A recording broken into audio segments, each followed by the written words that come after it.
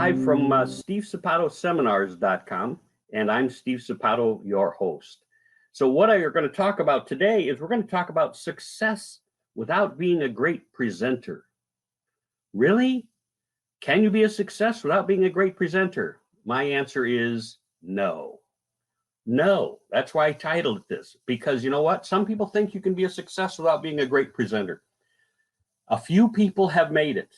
A very few. And you have to make that on technology. If you're a great technology person and you can survive and you can thrive with this kind of stuff, boy, more power to you. And part of the organization, we would love to help you be more successful. So let's briefly talk about how you can be successful without being a great presenter. Okay, so I say it won't happen, but if you're selling, can you be a great salesperson without being a great presenter?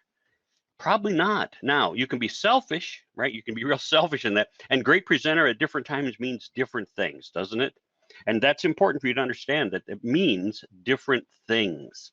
So in order to be a great salesperson, you have to be a great presenter. You have to know when and how, and you have to look for the buying signs. You have to look for all this, which means you have to be a great presenter. Different ways to become that. And we'll be happy to teach you some of those also. But you probably won't be a great or a huge success as a salesperson without being good at your presentation. The other thing, how about in the office? Do you want to get a promotion? Do you want to be seen, to be more visible? Do you want to people to see you with more confidence? In other words, how are you regarded in the office?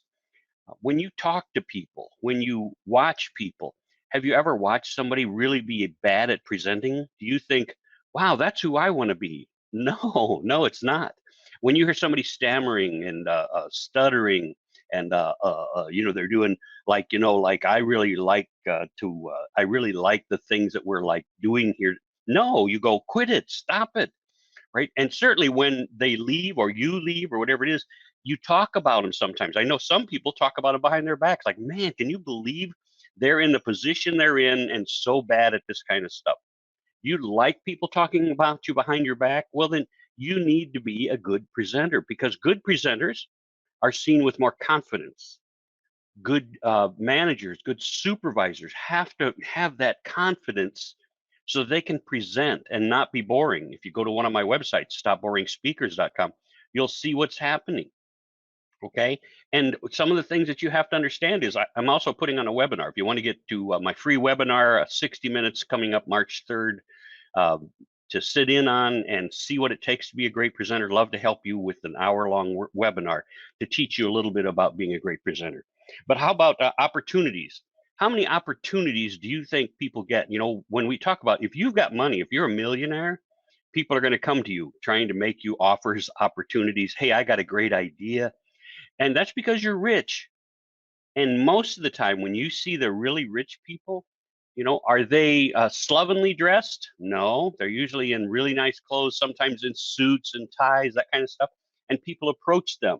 Now, some of them are obnoxious in their approach, but most of us approach them with trepidation and a good caution because we know that they get approached all the time. So we want our idea and our approach to be very good. How do you think when you walk up to them? How do you present yourself? Well, like I got a great idea, and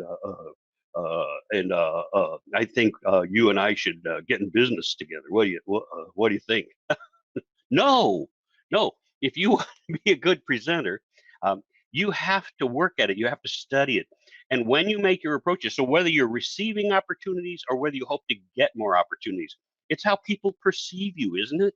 When people perceive you as a winner, as a leader, and when they perceive you as having super confidence, when they know that you're one of the people that other people go to, good presenters, good speakers, right, have a confidence about them. They have an air about them. Now, not a oh look at me type of air. There are some speakers out there like that, but for the most part, it's just a good confident air that says I am in charge of my situation, and that's vital for you to start to understand that in order to be successful you also need to have certain qualities about you, right? Certain qualities. And pardon me, got a nose itch. And those qualities all go along with an air of confidence. When you're confident. Now, I'm not saying you have to dress in a three-piece suit to get opportunities and to be promoted at work. but you have to have the qualities that you exude, that give other people confidence in you, that have other people see you as the leader, that have other people see you as the winner, right? And what you need to understand in those situations is that if you can present to them confidently. Now, present to them, what does that mean, Steve? Present to them. How about, you've been in any discussions, right? Whether at work, at a networking event, um, at a summit. Do you go to some of these other events now? Now, a lot of people are still afraid to go out. So if you're just on the virtual screen, trust me, I got a class out there called ZVP, Certified Virtual Presenter, that you can take, right? It's only $1,500 for 6 weeks worth of training on how you can be good on the little screen. Yeah, the virtual screen. You and I know there are people out there, Hollywood movie stars who couldn't make it on TV, and TV stars who couldn't make it on the big screen in Hollywood. Why is that? It takes different techniques. It takes different uh, uh, expertise to be good on the small screen than it does on the big screen, and vice versa. So if you want to be really good, then get a certified virtual presenter's certificate, and you can take that to your boss, right? You can take it when you want to get a job. It shows that you've gone the extra mile. Do you want to be seen as the person who goes the extra mile? So anyway, when people look at you with confidence, when you've learned to present. So if I'm in an argument with somebody, now I say argument because a lot of times today's world, that's how it ends up, isn't it? Argument. Why did it end up in an argument? What if somebody said something to you that was really controversial? Okay. Would you look at them and say something back? Well, you know what? If you know how to be a great presenter, I tell people I didn't take debate in high school, but I helped to teach a debate class when I was in college, and that was phenomenal for me because it opened my eyes. You had kids who would take this side and present this information, and then they would take that side a month later and present that information. It's the same topic, but they had to argue for it and against it, right? Each time. So they had to argue for the negative side this time and for the positive side this time, whatever you consider negative or positive. But you get me? And that's important that you understand that once they understand both sides, you're better equipped in order to have a conversation about them, a winning conversation. And isn't that what you want most of the time? A winning conversation? If you're looking at selling somebody, if you're looking at marketing something, if you're looking to communicate with someone, you have to understand their side. Well, how do you get to that side? That's vital. How do you get to that side? Isn't that interesting thought process? If somebody says something to you that's antagonistic, do you immediately become antagonistic back, or do you ask them questions? Hey, can I ask you a question about that? Right? Hey, Steve, you're a real jerk. Wow, I didn't know you knew me that well. Can I ask you a question about that? Or do you go, hey, up yours, I'm not a jerk. Yeah. See, the difference in how we approach is in how we communicate. If being a great presenter can make you a lot more money, don't you want to be a great presenter? If being a great presenter gets you a lot more confidence, so people see you as a leader, so people see you as a winner, so people come to you because you have that air about you, right? Isn't that worth being a great presenter? If you were to get more opportunities usually means more money, right? Usually means more visibility. It usually means more people see you as a winner. Wouldn't it be worth it to become a great presenter? You see, most people don't think about that. When we talk about public speaking, and I had somebody on one of my Instagram posts, because I said, hey, you want to get over your fear of public speaking? And they wrote me a nasty note that said, hey, why are you always putting out the negative on public speaking? Why can't you be more positive? And I wanted to snap back. I wanted to write him, go, hey, you don't know poo. And then I thought about my training and I went, hey, now I didn't have to answer him at all, right? And so what I want you to know is when people say, hey, what about this stuff? You say, let me ask you a question. Now, public fear of public speaking is still a strong influence. No, it used to be somebody said everybody has would be rather die than talk in front of a group. Well, I think once upon a time that was true, but especially with the selfies, when you get out here and you start doing selfie work, uh, people are a lot more open to being seen, a lot more open to being on the small screen and being more visible. And what I want you to understand about this is that when we talk about being that person, okay, it's important that you know how to present. So when that person wrote to me and said, "Hey, why are you doing the negative?" There's still a lot of people out there who are afraid of speaking in public. Now, they'll do a selfie. They might even do a TikTok, right? But what I want you to understand is a lot of people are still afraid of speaking in public. They don't want to be that person. They don't want to, I don't want people looking at me like that. I don't want people judging me. I don't, right? I don't want to be criticized. It's vital that you start to learn how to become a great presenter. Uh, Part of what we do, okay? So when you're talking about, which is it's a mastermind group to help you grow and become. And you should belong to 3 different kinds of mastermind groups, and we'll talk about that some other time. Or you can go back to, I think it was a week or 2 ago that I did that on my 9 o'clock show. But what I want you to understand is that when we talk about being more successful, it takes somebody who's been trained to be a presenter and a speaker to usually take advantages of the situations. Now, you could have done it through I got a thing out now called the School of Hard Knocks. If you have been like me, I went to college and I did all this other stuff and I took all this other training, but it was the School of Hard Knocks that taught me the most. How about you? And once you've gone through that School of Hard Knocks, shouldn't it pay a lot more? Shouldn't it pay a lot better? Well, let me tell you this. When it comes time for you to be a good presenter and a good speaker, that School of Hard Knocks will pay off big time. You just got to learn how to make it work for you. So it's vital when we talk about this that we talk about how to be a good presenter. So let me ask you a question. Will you bear with me? Here's the question, okay? Have you ever been trained, ever been taking a course on public speaking? Okay, that's first. Now, number 2 is, do you record yourself regularly on all of your presentations, or even when you're not presenting? Maybe you got something you just want to talk about and you want to put it out there. Do you do Facebook Lives? Have you ever done a Facebook Live? And if you haven't, why not? Reach out to me, steve@stevesapato.com. Let's talk about what we can do to help you grow your business. And you can't do it by sitting at home. Back, we're all sitting at home, but you know what I mean. You can't do it by going, "Oh, somebody's going to call me. My phone's going to ring." No, that's not how it works. You have to be putting yourself out there. What are you doing to put yourself out there? Go ahead and write me, right? steve@stevesapato.com and say, "Hey, Steve, I'm doing this, and this to put myself out there so people see my business, so people see me, so people see what I do." Somebody put out on Instagram or on Facebook, I think it was. I don't even know where it was. It said, "Hey, put your Instagram label here and everybody like everybody else's Instagram." That's a great idea. Matter of fact, I just looked, I just checked, there were 363 responses to that. Everybody wanting more visibility, and they think by putting it on a feed that's 363 names long, that people are going to see theirs, click on it, like their Instagram, and that will bring them money. If you like my Instagram, but you don't know what I do, right? Because I just put, "Hey, Instagram.com/Steve Sapato." Okay. And you don't know what I do, and you get out there and you like it. So what? How many people have liked your Instagram? How many people have liked your Facebook? How many people have liked, right, stuff that you do? Didn't put $1 in your pocket, did it? So we've got 363 people on a feed, all hoping that someone will see their Instagram feed, click on it, and it will make them money.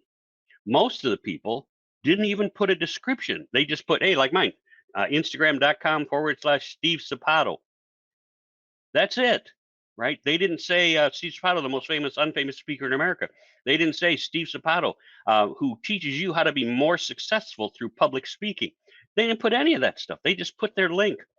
Really? So I click on that. I see it. I like it. I go back and I say, "Hey, I liked yours." Whoopee doopy, right? So it's important for you to understand that it's not just people clicking on your stuff. They have to interact with you. You have to engage with them. You have to put out something that people say, "Hey, I disagree," or "I don't," or "I agree with this."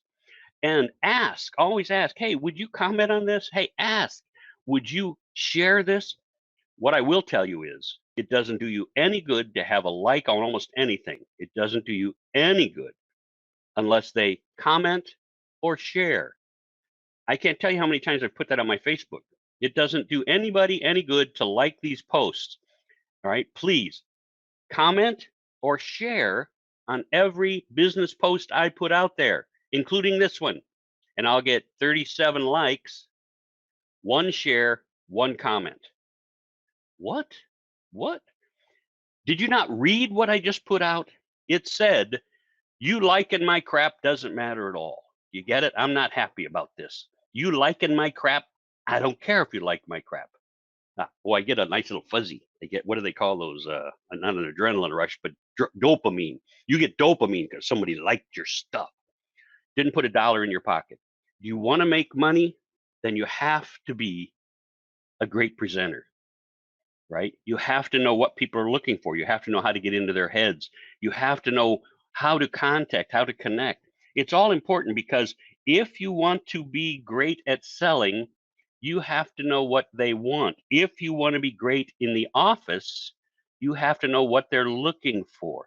If you want to be great and get more opportunities, you have to know who they're looking for. Okay? And how do you find that information out? You find it out by asking, right? In my new book, Shut Up and Succeed, it's all about asking, actively listening, right? Inquiring. It's all about saying things in the right manner. It's using the right words. And I say this, I love this. I heard this 30, 40 years ago, which was talking about phrases, right? And the one that I love the most, that it stuck with me the most was, right?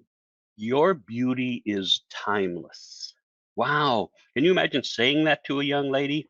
Wow, honey, your beauty is timeless. She'd be going, wow, that's really romantic. Exactly the same thought is your face could stop a clock. It is the same, isn't it? Your beauty's timeless. Your face could stop a clock. Wow. Taken completely different, right? And so understand the phraseology you use, right? The words you use. Being a great presenter is all about technique, right? It's all about learning about stuff. It's all about growing yourself. It's all about becoming a person that other people know, like, trust, respect. Okay. And that's important, and have confidence in. That's what trust is, isn't it? Know, like, and trust. That's important. If you're a good presenter, people are more likely to know, like, and trust you, even if they don't know you, right? No. Is that like doo-doo? Doo-doo's altogether different. Don't don't worry. I love you can tell I love my own humor. Okay, that's enough of that. If they know you, but they don't know you, they know you by being on Facebook, they know you by being on Instagram, they know you by the videos you put out. How many videos are you putting out? Right? How many videos are you putting out? What are you doing when it comes time to put those videos out? Do you just panic? Do you put out something that's mediocre? Facebook Lives are the absolute epitome of people who don't have a clue what they're doing. If you look at most Facebook Lives, they start off with people looking at the camera and doing this and that's, you got to get situated. But then they go, like, we were supposed to start at 9 and it's now 9:03. Well, we'll wait a few more minutes for some other people to get it. No, it's just like anything else. You said you would start at 9, then start at 9. If they didn't make it at 9, they didn't make it.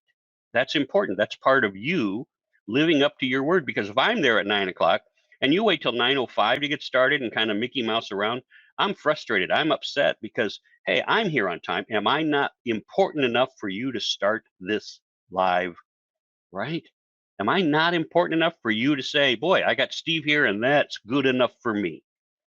Do you understand that?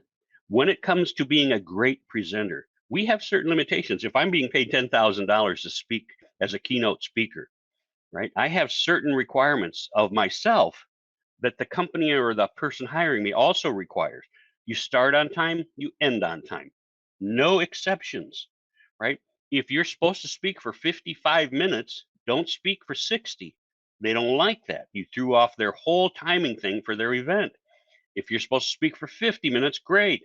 You can speak for 47, not 42, 8 minutes too short. Who's going to fill that gap? Who's going to talk up that time? You messed them up. If you're supposed to talk for 50 minutes, okay to be 46, 47 minutes, right? But not more than 50, not 51, not 52, okay? 50. And that's important. So when you know that as a speaker and a presenter, there's certain things expected of you, there's certain things expected of you at work. If you're watching this and you are supposed to present at work, call me. Let's get you organized on this presentation, right? How important is it for you to give a presentation where people don't make fun of you for being a duh speaker, a boring speaker? Stop Boring Speakers. I already told you about that, right? www.stopboringspeakers.com. Come to my webinar, right? It's on Eventbrite. I think you can find it on Eventbrite. But it's also at Expertise TV. So write to me, steve@stevesapato.com. Get on my 60-minute webinar on how to be a great presenter and speaker. But I want you to understand that the whole purpose of me being here today, the whole purpose was to help you understand that success without being a great presenter is really difficult to achieve. Most people don't put much value in being a great speaker. When I say, hey, I'll make you a great speaker, they're like, I need to know how to get more leads. Well, you get more leads by having more people confident in what you are able to do. And you show them that by how good you are presenting your idea. And people go, well, I'm really good at my idea. Well, then you should be making at least 6 figures, maybe 8. Oh, no, 8 figures is too many, isn't it? Is that $1 billion? I don't know. At least 6 figures, meaning 100,000, or maybe 200,000, 250. If you're making 100,000 and you haven't taken any speaker training, what if that could just make the difference between 100,000 and 200,000? And people say, that's stupid, Steve. Public speaking can't do that. Really? I'm telling you this, if you're looking at Simon Sinek, right? He's a great presenter. He knows how to reach his audience. If you're looking at Les Brown, he'll tell you it's all about the confidence and what you exude as a presenter and a speaker, right? You can look at all the great people who've been around. Tony Robbins isn't just Tony Robbins. Tony Robbins was trained as a speaker by Jim Rohn, his mentor. All of these things are important for you to understand that in order to be better at what you do, you need to be a great presenter. Okay, I'm here, and you can reach me at steve@stevesapato.com. Certainly go to stevesapatoseminars.com. But I've got all kinds of things happening. Write to me, steve@stevesapato.com, and find out what I've got going. I've got a speaking gig here in Tampa on Monday on a nice little boat that if you wanted to attend, give me a holler. We'll get you on that boat. There's a limited attendance because the boat's only this big. You know, it's a boat. Then I've got one Wednesday, of course, which is how to be a better presenter. I've got one coming up in Las Vegas in June for the Meeting Planners International. So let me know what you are looking for. Let me know how I can help you become an excellent presenter who's going to gain confidence, who's going to gain wisdom, who's going to be a great person, better seller, better marketer, who's going to get more opportunities. And after all, isn't that what you want? You want to be the expert in your field so people give you opportunities, look up to you, invite you, and use your services. So I'm Steve Sapato again, steve@stevesapato.com. You can certainly reach me at any of the places I mentioned above. You can also come to my podcast, which is the Speaker Talks Podcast. Speaker Talks Podcast, if you want. Also, if you want to find that, just give me a holler, steve@stevesapato.com. My time is up for today, and I certainly hope that you took one morsel, one nugget out of this early morning conversation that will change your business. God bless.